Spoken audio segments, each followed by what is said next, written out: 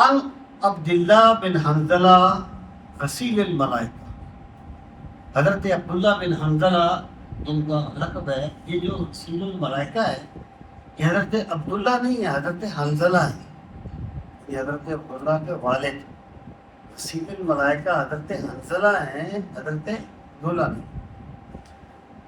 یہ بڑا معروف واقعہ ان کا لقب ہے غسیل الملائکہ، کیونکہ ایک جہاد میں جب جہاد کا حکم ہوا تو ان پر غسل واجب تھا اور نکل گئے تھے سن کر، وہیں پر شہید ہو گئے. تو رسول کریم علیہ السلام نے فرمایا تھا کہ ان کو فرشتوں نے غسل دیا ہے. جب ان کی لاش ملی تو اس میں پانی کے قطرے ٹپک رہے تھے تو آپ نے فرمایا ان سے نہیں، فرشتوں نے غسل دیا ہے، اس لیے انہیں غسیل الملائکہ کہا جاتا ہے.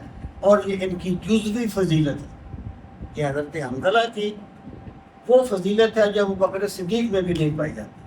جزوی فضیلتیں سب میں الگ الگ پائی جاتی ہیں. جزوی فضیلت فضیلت کلی کی دلیل نہیں ہوتی یا مطلق فضیلت کی دلیل نہیں ہوتی. تو یہ جو ان کے بیٹے عبداللہ ہیں، یہ عبداللہ بن حنظلہ یہ وہی ہیں جو واقعہ حرہ میں شہید ہوئے تھے جب یزید نے مدینہ منورہ پر چڑھائی کی تو اس کے لشکروں نے. تو یہ فرماتے تھے کہ ہم نے اس وقت یزید کے خلاف بغاوت کی جب ہمیں یہ محسوس ہوتا تھا کہ اگر ہم نے اب بغاوت نہ کی تو ہم پر آسمان سے پتھر برسنے لگے. تو یہ حضرت عبداللہ بن حنظلہ یہ فرماتے ہیں کہ رسول کریم علیہ السلام نے فرمایا درہم و ربن، کہ سود کا ایک درہم یا اکل الرجل جسے ایک بندہ کھاتا ہے، وَهُوَ يَعْلَمُ اور وہ جانتا ہے.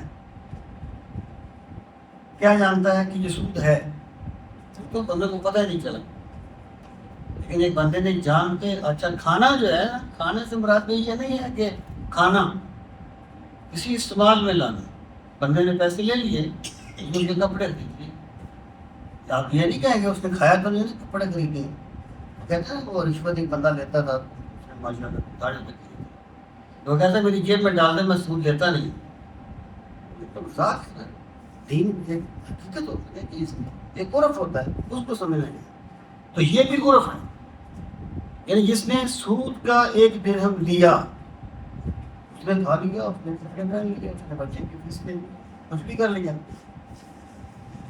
اور وہ جانتا ہے اشد من ستۃ و ثلاثین سنہ، 36 مرتبہ بدکاری کرنے سے اس کا گناہ زیادہ ہے.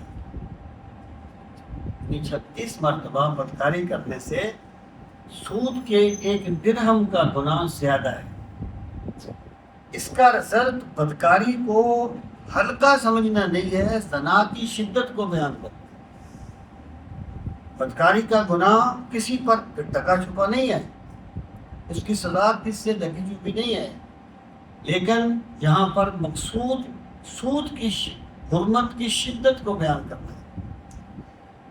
روى البيهقي في شعب الایمان عن ابن عباس وزادہ وقال، اس روایت کو حضرت ابن عباس سے روایت کیا امام بہقی نے شعب الایمان میں، اور فرمایا من نبت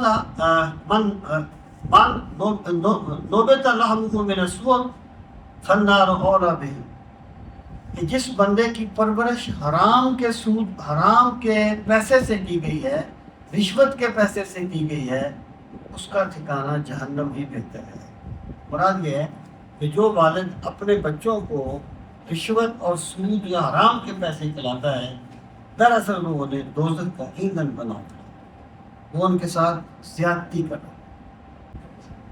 ایک بات سمجھنے کی ٹھیک لگ رہا تھا، سمجھ نہیں آئی. ہاں جی کہ وہ اگر والدین سود کا کاروبار سے یا اس کا رشوت کے چھوٹے بچوں کو، مسلم بچوں کو کھلائیں، یہ آپ کی بات بڑی اچھی ہے. کیا اس بیچارے کا کیا قصور ہوتے ہو؟ یہ آپ کی بات بڑی اچھی ہے. ایک تو آپ یہ بات سمجھ لیں کہ کچھ چیزیں موروثی طور پر منتقل ہوتی ہیں. خوبصورت ماں باپ کے بچے خوبصورت ہوتے ہیں، شکل و صورت اچھی نہ ہو ماں باپ کی تو اولاد کی بھی عمر اچھی نہیں. بعض بیماریاں بھی اولاد میں منتقل ہو جاتی ہیں. ایک بچہ بادشاہ کے محل میں پیدا ہوا ہے، ایک فقیر کی جھونپڑی میں پیدا ہوا ہے، تو اس کو باپ کی طرف سے ہی ملا ہے نا، ٹھیک ہے نا. یہاں پر دو چیزیں، ایک تو اس سے اس باپ کو سمجھانا مقصود ہے کہ تو اپنے بچوں کے ساتھ بھلا نہیں کر رہا، انہیں حرام کا ایندھن بنا۔ دوسرا اس میں یہ ایک عموم کو بیان کیا گیا ہے کہ عمومی کا نتیجہ کیا نکلے گا کہ وہ اولاد شعور پا کے بھی اس چیز کو نہیں چھوڑے گی۔ جب ایک بندے نے شعور پا لیا ہے تو پھر اس کو چاہیے نا کہ وہ اس چیز کو چھوڑ دے، لیکن یہ ایک عمومی روٹین کو بیان کیا گیا ہے کہ وہ اولاد بھی پھر اسی جگہ پر چلتی رہتی ہے، اس میں اس کا ایک عمل دخل ہوتا ہے، سمجھے نا؟